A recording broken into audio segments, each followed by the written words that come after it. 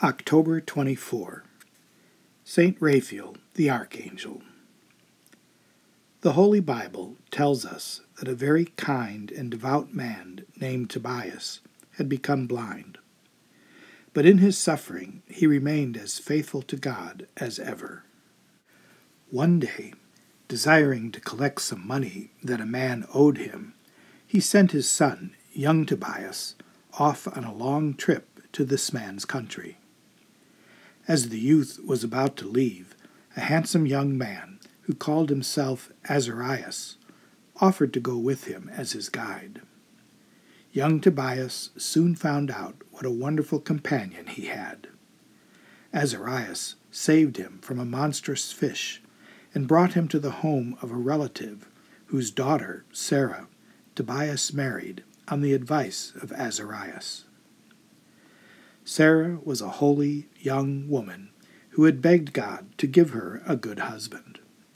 Her prayer, too, was answered when young Tobias asked her to be his wife. In the meantime, Azarias went on to collect the money owed to Tobias. When he got back, he and the young couple set off for home. Young Tobias and Azarias went on ahead toward the end of the trip. What joy there was when young Tobias's worried parents saw him arriving. Next, Azarias told his friend to take the gall of the fish and apply it to his father's eyes.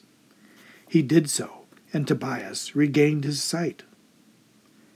Meanwhile, Sarah, the rich and beautiful bride of young Tobias, arrived with all the servants, cattle, camels, and money, which was her dowry. For a whole week everyone celebrated the wonderful happiness that had come to Tobias and his family. The good man and his son were so grateful to the young man Azarias that they did not know how they would ever repay him. When they called him aside to ask him to accept half of all they owed, he revealed a tremendous secret to them. "I am the angel Raphael," he declared, "one of the 7 who stand before the Lord." Tobias and his son were filled with fear and fell to the ground. "Peace be to you, and fear not," said the archangel. "For when I was with you, I was there by the will of God." He told them that God was pleased with Tobias because he had prayed, done penance, and helped so many people. So he had sent Saint Raphael to bring him many blessings. "It is time that I return to God," Raphael concluded, and with that he was taken from their sight, and they could see him no more.